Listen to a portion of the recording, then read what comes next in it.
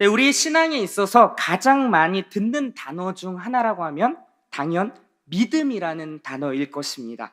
믿음으로 구원을 받았습니다. 우리 믿음으로 삽시다.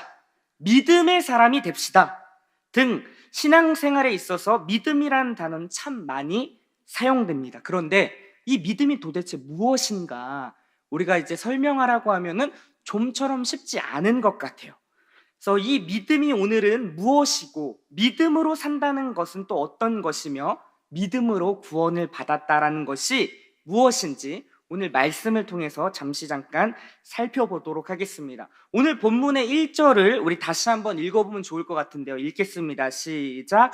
이러므로 우리에게 구름같이 둘러싼 허다한 증인들이 있으니 모든 무거운 것과 얽매이기 쉬운 죄를 벗어버리고 인내로써 우리 앞에 당한 경주를 하며.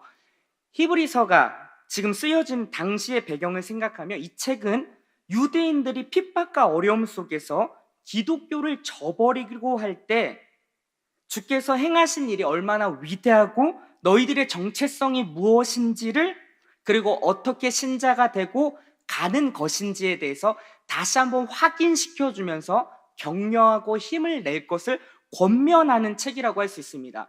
방금 읽었던 이 1절의 내용이 보세요. 허다한 증인이 있다 라고 표현하고 있습니다. 근데 여기서 말하는 허다한 증인은 바로 앞장에 있는 11장이에요. 믿음장이죠. 수많은 선진들이 나옵니다. 아브라함, 모세, 다윗, 기드온, 삼손, 우리가 알만한 그 인물들이 하나하나씩 나온다라는 거예요. 근데 그 인물을 소개할 때 동일하게 붙는 수식어가 있습니다. 그것이 무엇이냐면 믿음으로 라는 거예요. 그러니까 믿음으로 아브라함은, 믿음으로 모세는, 믿음으로 다윗은, 믿음으로 기드온은 믿음으로 살았다라는 것을 지금 제시하고 있는 것입니다. 이렇게 믿음으로 산 허다한 증인들이 있다, 이것을 보고 힘을 내라 라고 그 당시 유대인들 가운데 이야기하고 있는 것이죠. 오늘도 마찬가지입니다. 신자의 인생이 녹록지 않죠. 여러분 어떠십니까?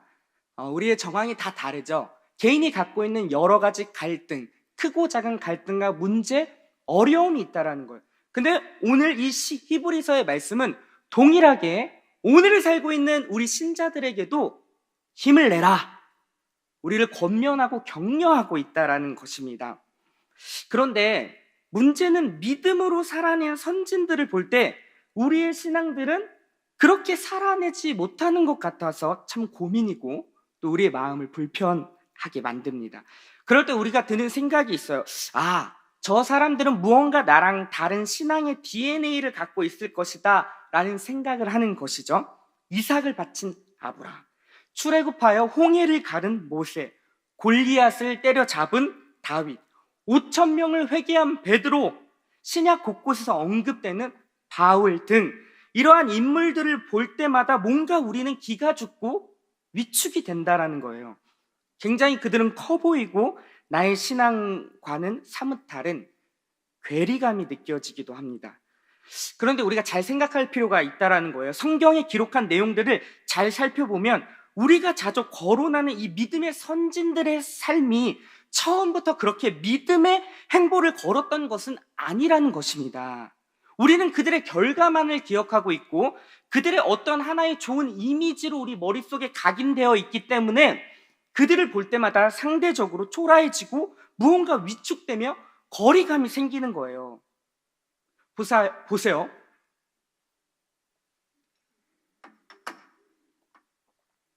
입이 말라가지고. 자, 믿음의 조상 아브라함을 우리가 볼 때요, 어떻게 지금 생각하고 있냐면 그는 믿음의 조상이지, 믿음이 대단해. 그리고 창세기 22장에 이삭을 바치는 아브라함으로 우리는 그 인물에 대해서 저장이 돼 있다는 거예요. 그러니까 그 인물을 생각할 때마다 그 사람과 나랑은 뭔가 다른 어떤 믿음의 특별한 남다른 믿음을 갖고 있는 자로 우리가 생각하고 있다는 것입니다. 그런데 성경을요, 우리가 곳곳에서 추적해 보면은 그들과 우리랑 별반 다르지 않는 것을 보게 된다는 거예요. 아브라함은 어디서 시작되냐면 우상을 만든 아버지 데라의 밑에서 살게 되죠. 그리고 그가 본토 친척을 떠날 때 그의 행보는요, 믿음의 걸음이 아니라 떠밀려서 어쩔 수 없이 간 거예요.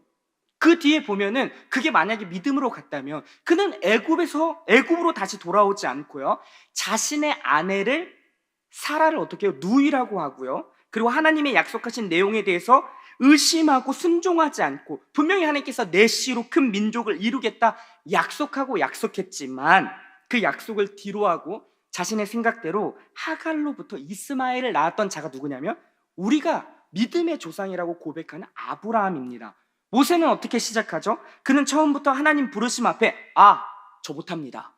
저는요 입이 어눌해요. 주님, 저 말고 다른 사람을 좀 쓰십시오 라고 이야기한다라는 거예요. 근데 그 모세에게 주님이 끊임없이 찾아오셔서 설득을 하시지. 아니라 내가 너를 통해서 할 거야.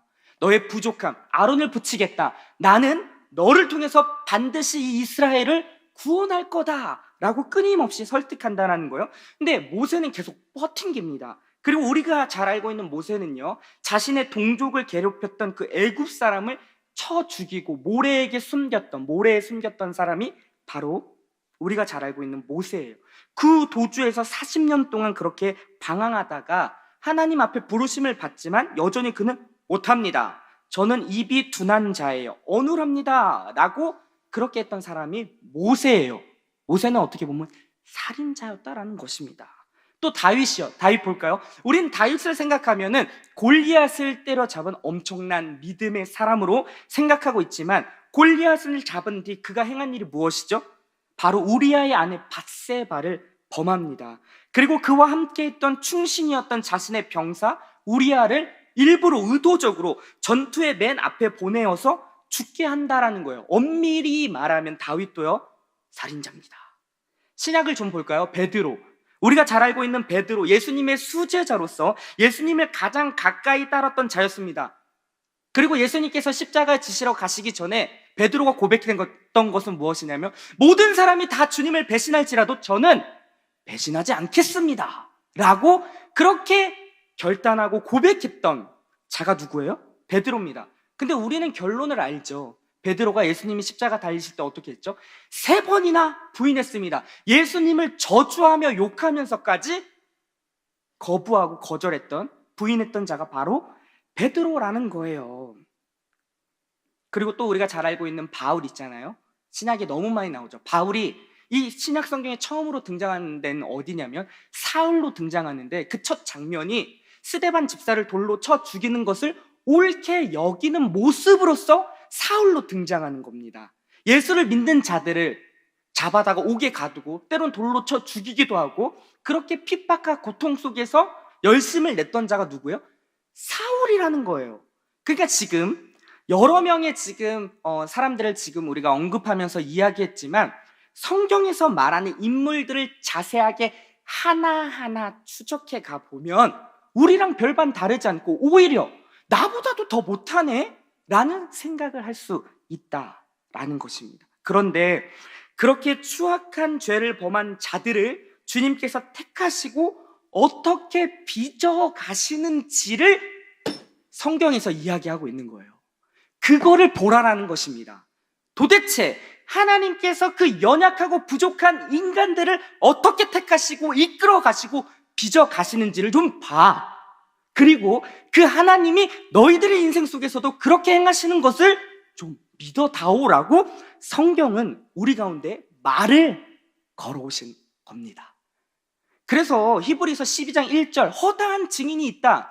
믿음으로 그들은 이렇게 살아냈는데, 그 믿음이라는 것은요, 그들의 어떠한 남다른 특별한 믿음이 아닌 것이에요.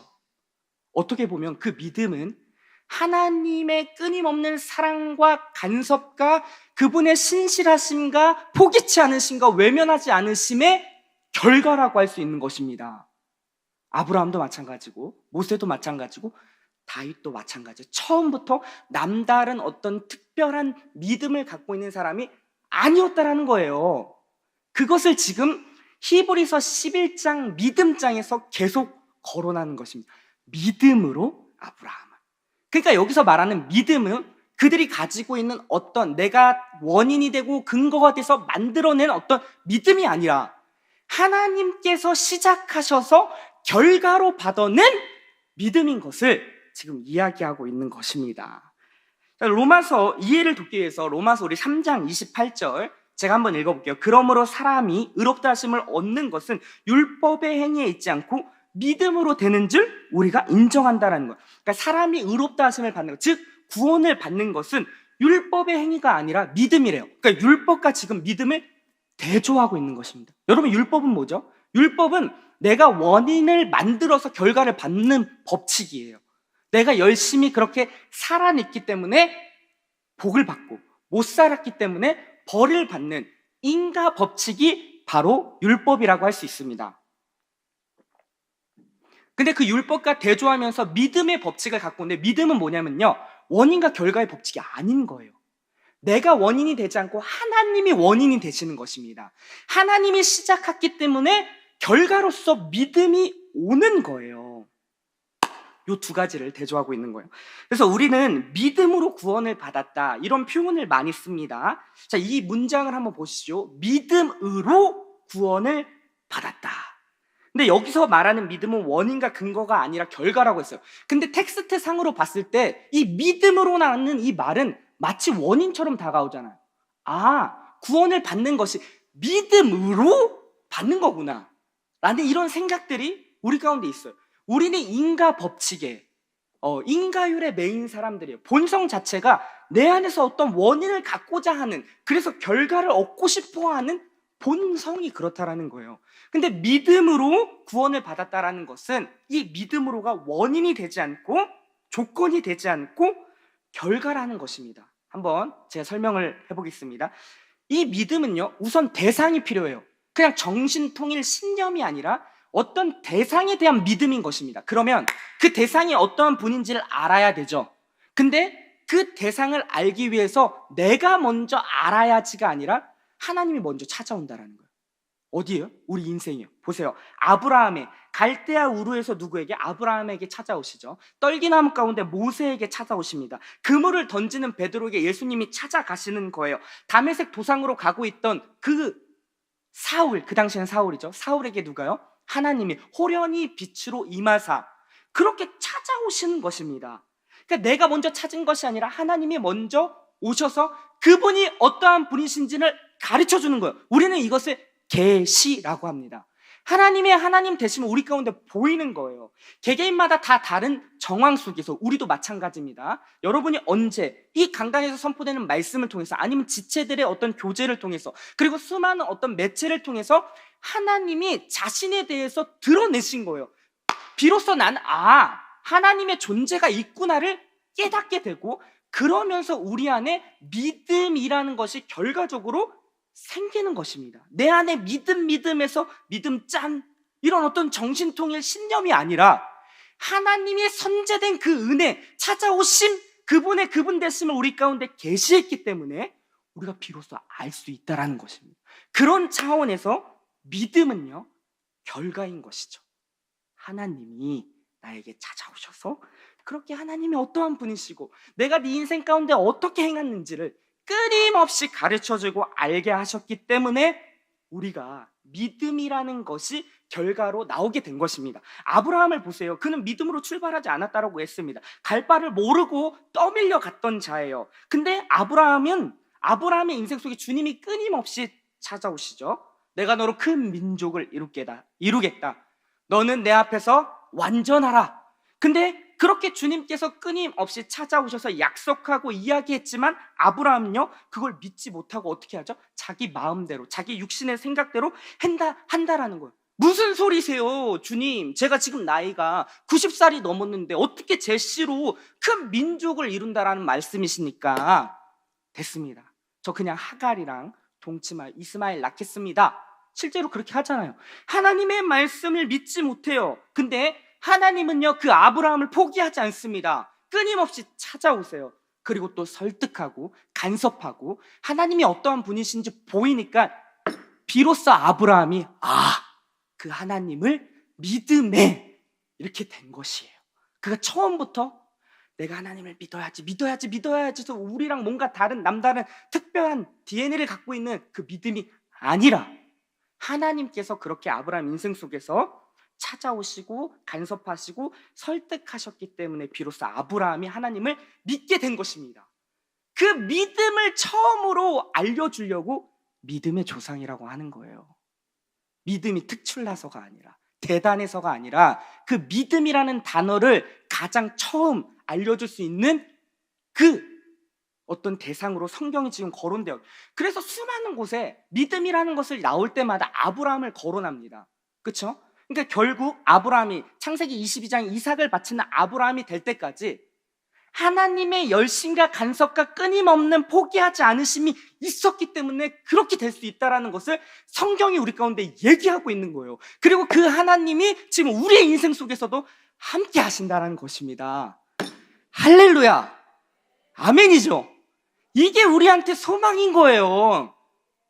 그 하나님이 내 인생을 포기하지 않는다니, 여전히 나 부족하고 연약하고 아브라함처럼 그렇게 약속을 믿지 않고 내 마음대로 눈에 보이는 대로 행하지만, 그런 나를 하나님께서 외면치 않고 포기하지 않고 끊임없이 찾아오셔서 하나님께서 목적하신 그것을 이루신다니, 이 자체가 우리한테 위로가 되는 것입니다.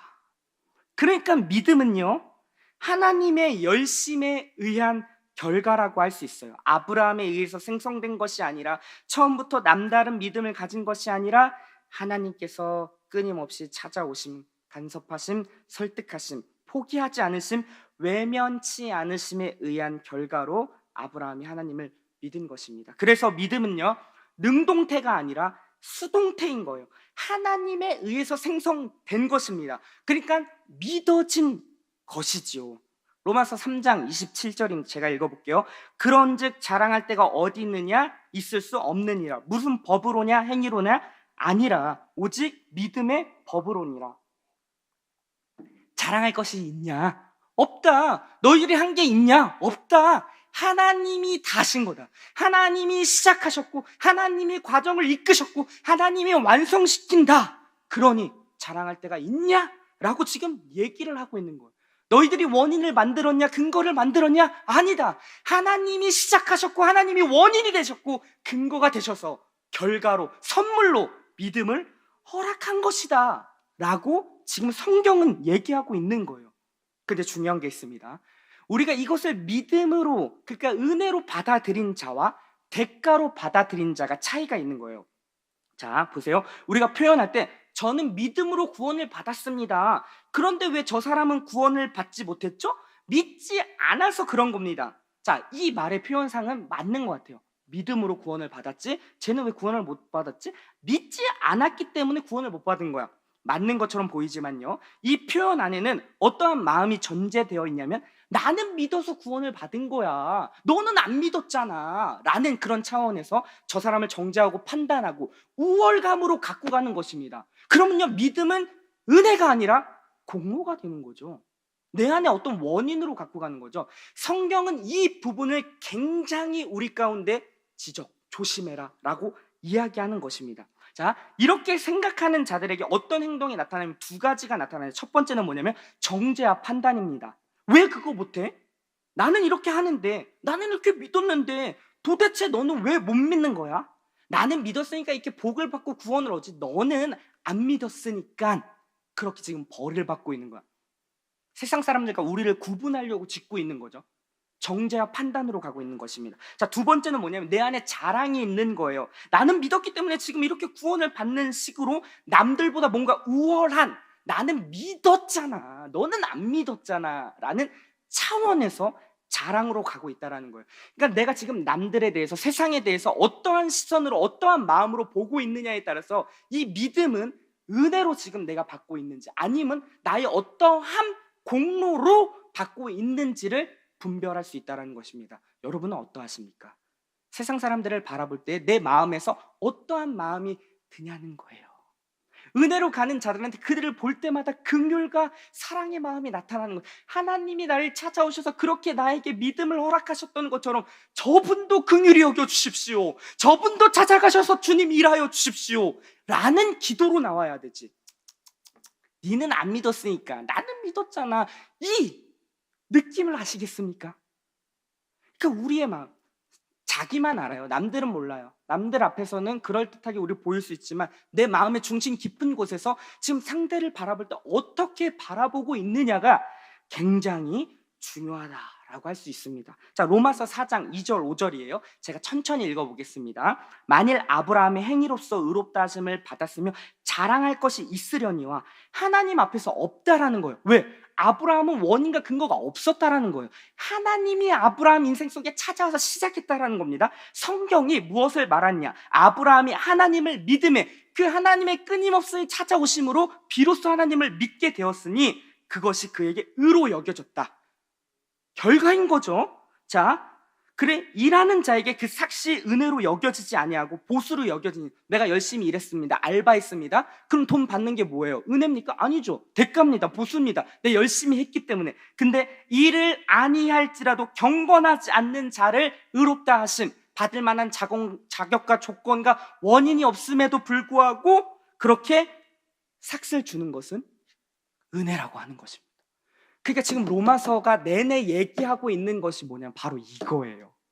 믿음으로. 율법 같아서 율법은 내가 원인을 만들어서 결과를 받는 법칙. 근데 믿음의 법칙은 뭐예요? 내가 원인이 없어도 근거가 없어도 하나님이 원인이 돼서 결과로서 우리 가운데 믿음을 허락했다라는 것.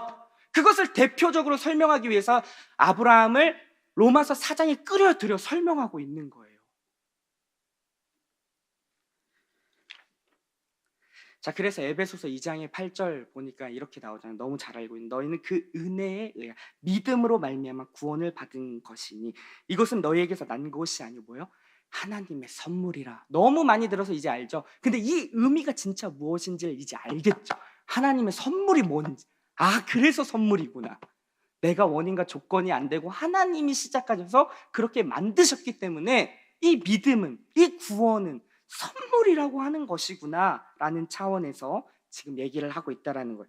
그러니까 다시 본문으로 돌아와서요, 히브리서 12장 1절이 이야기하는 것이 무엇이냐, 바로 이런 이야기예요. 제가 다시 한번 읽어보겠습니다. 이러므로 우리에게 구름과 같이 둘러서 허다한 증인들이 있다. 엄청난 증인들이 있다. 무거운 것과 얼매기 쉬운 죄를 벗어버리고 인내로서 우리 앞에 당한 경주를 하자. 뭐예요? 하나님께서 그 수많은 인물들을 그의 열심과 신실하심과 그의 성실하심으로 만들었다라는 거예요. 그들의 삶이 녹록지 않았잖아요. 때로는 광도의 그 위험과 그리고 굶고 그리고 잠도 못 자는 그러한 삶을 살았던 그들, 믿음의 선질들. 그럼에도 불구하고 하나님이 그들을 위하시니, 그들과 함께 하시니, 그들의 인생에 간섭하시니, 그들의 삶이 흔들리지 아니하고, 그리고 그런 자들이 뭐래요? 11장 38절에 보니까 세상이 감당할 수 없느니라. 그게 우리입니다. 여러분, 그들에게만 말한 게 아니라 오늘을 살고 있는 우리에게도 동일하게 하나님이 우리를 위하시고 우리와 함께 하시고 우리를 포기하지 않고 우리의 믿음의 여정 속에 하나하나 간섭하셔서 그 궁극적인 완성의 자리로 지금 이끌어 가시는 그 하나님이 있다. 그 하나님을 보라 라는 차원에서 우리를 격려하고 위로하고 힘을 주는 것입니다. 세상이 감당할 수 없는 세대, 누구라고요? 우리라고요. 교회인 우리, 예수님을 믿음으로 고백하는 여러분이 세상이 감당할 수 없는 사람이라고 지금 성경은 얘기를 하고 있는 것입니다. 그런데요, 우리의 삶이 여전히 녹록지 않잖아요. 그렇죠? 녹록지 않아요. 힘겨워요. 크고 작은 갈등과 아픔들이 있어요. 한숨 나고 눈물 나는 그런 하루하루가 있어요. 근데 우리 주님이 괜찮다라고 얘기하는 거예요. 괜찮아. 내가 너와 함께 하잖아. 수많은 허다한 증인들을 봐라. 그들의 인생도 녹록지 않았어.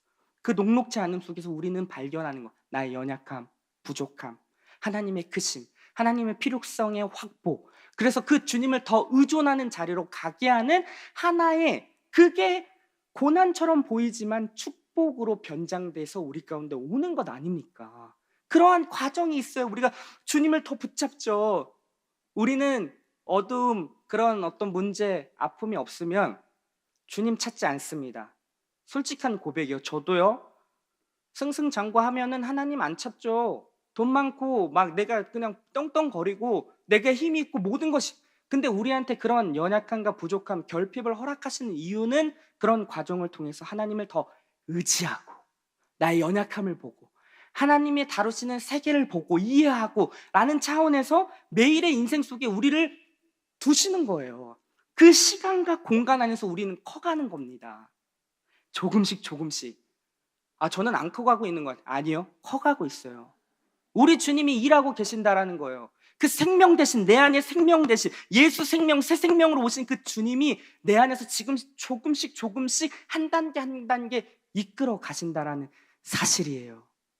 그 주님을 보지 않겠냐라는 차원에서 지금 2절을 얘기하고 있는 것입니다. 우리 2절 같이 한번 요거 큰 소리로 읽어볼게요. 시작. 믿음의 주요 또 온전하게 하신 이인 예수를 바라보자. 그는 그 앞에 있는 기쁨을 위하여 십자가를 참으사 부끄러움을 개의치 아니하시더니 하나님 보좌 우편에 앉으셨느니라. 영어로 보면요 이게 더 좋은데요. 제가 한번 볼게요. Let us fix our eyes on Jesus. 그러니까 우리의 눈을 누구요? 예수께 픽스는 뭐냐면 고정하라는 거예요. 근데 그 고정을 그 예수님한테 했는데 그 예수님이 어떤 분이면 The author, 그러니까 and perfecter of our faith 이렇게 얘기하는데 우리 믿음의 완성자가 되고 우리의 믿음의 시작자, 작가가 되신다. 그 하나님이 우리의 믿음을 써내려 가시고 그 믿음을 완성시킨다. 누가요? 내가요? 아니요. 누가요? 우리 주님. 그러니까 그 주님을 어떻게? Let us fix, 고정하자. 우리의 눈을 고정하자. 눈에 보이는 상황, 환경, 아픔, 갈등, 어려움 거기에 함몰되어 살지 말고 이거를 좀 뒤로 하고 하나님 보자. 여전히 주님이 일하시는 너의 현실 속에서 여전히 너를 포기하지 않고 너와 함께 하시는 그 주님을 바라보자 라고 히브리서 지금 12장 1, 2절은 우리한테 말을 걸어오는 것입니다. 낙심하지 마. 절망하지 마. 하나님이 있잖아. 너의 믿음을 시작하셨고 완성시킬 그 주님이 있잖아. 그것을 위해서 예수님이 뭐예요? 지금 2절 뒷부분을 십자가를 참고 부끄러움을 개의치 아니하고 하나님의 보좌 우편에 예수님의 죽음과 부활과 승천과 그 재위하심, 하나님 우편에 앉아서 모든 것을 이루어 놓으신 그것을 지금 하나님께 간구하면서 저들의 믿음을, 저들의 구원의 완성을 이루어 주십시오라고 중보하고 계시잖아요. 그 주님이 있다. 그 주님이 여전히 너희를 위한다. 그러니 그 주님 바라보자. 그 주님을 더욱 신뢰하자 라는 차원에서 우리 가운데 이야기하고 있는 것입니다. 이제 더 못하겠어요. 왜냐하면 제가 시간을 넘기면 안 됩니다. 네, 이해는 되셨죠 여러분? 이 주님이 히브리서에 나타난 그들의 주님뿐만이 아니라 오늘 2023년을 살고 있는 우리의 주님인 거예요. 그래서 우리에겐 소망이 있는 것입니다. 네, 녹록지 않은 우리의 여정일 수 있지만 여러분 힘내세요. 우리 주님 함께 하십니다. 그리고 그 주님이 우리를 하나하나 인도하셔서 그 경주의 마지막까지 이끌어 주실 것입니다. 우리 그 주님 바라보며 우리에게 주어진 삶 넉넉히 살아낼 수 있는 우리 더 사랑의 공동체가 되길 주님의 이름으로 축원합니다. 네, 우리 같이 한번 찬양하겠습니다. 네, 하나님의 부르심에는 이라는 찬양인데요. 네, 가사가 너무 좋습니다. 가사 하나를 생각하면서 하나님이 우리한테 말씀하시는 그 사랑의 음성이 귀 기울이며 나아갔으면 좋겠습니다. 우리 같이 찬양합시다.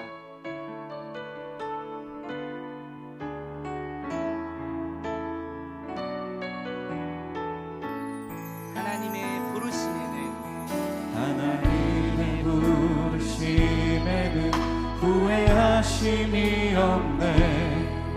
내가 이 자리에 선 것도 주의 부르심이야. 하나님의 부르심에는 결코 실수가 없네. 나를 부르신 하나님의 신실하심을 믿네. 작은 나를 부르신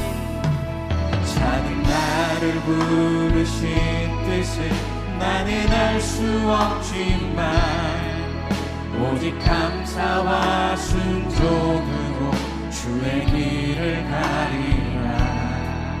때론 내가 연약해져도 주님 날 도우시니 주의 놀라운 그대 계획은 나는 믿으며 살리.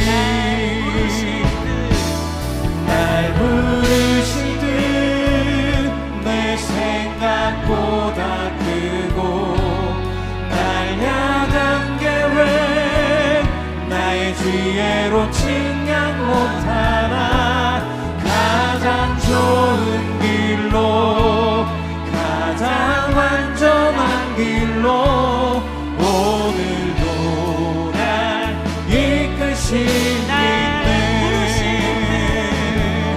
날 부르시듯 내 생각보다 크고 날 향한 계획 나의 지혜로 측량 못하나 가장 좋은 길로 가장 완전한 길로 오늘도 날 이끄시네. 나의 믿음 주께 있네. 십자가 능력이 내 영광 되었네. 주께서 우리를 승리케 하셨네. 나의 능력 나의 소망 우리 한 번만 더 합시다. 나의 믿음 주께 있네. 나의 믿음 주께 있네. 십자가 능력이 내 영광 되어 주께서 우리를 승리케 하셨네. 나의 능력 나의 소망 주께 있네. 할렐루야. 우리 시간 같이 한번 기도합시다. 여러분, 우리의 믿음은요 우리에게 있지 않아요. 하나님께 있습니다. 하나님이 시작하셨고 과정을 인도하시고 완성시킬 거예요. 여전히 부족한 우리의 현실, 눈물을 나는 그러한 일상, 답답하고 크고 작은 갈등에 여러 가지 연속되는 어려움이 있을 수 있지만 그럼에도 불구하고 하나님이 우리를 위하고 우리를 포기하지 않고 외면하지 않는 그 신실하심과 그분의 열심이 있기에 오늘도 우리는 소망이 있는 줄 믿습니다. 이 시간 우리가 같이 기도할 때 하나님, 우리가 그 주님을 바라봅니다. 하나님, 보여지는 상황과 환경에 낙심되고 위축되고 우리의 마음이 하나님 아버지 아파하는 것이 아니라 소망이 되신 그 주님께 나의 시선을 고정시키고 나아갈 수 있는 우리 모든 심령들 다 될 수 있도록 인도하여 주시옵소서. 그렇게 우리의 삶을 좀 주님께 올려드리며 맡겨드리며 이 시간 같이 한번 기도합니다.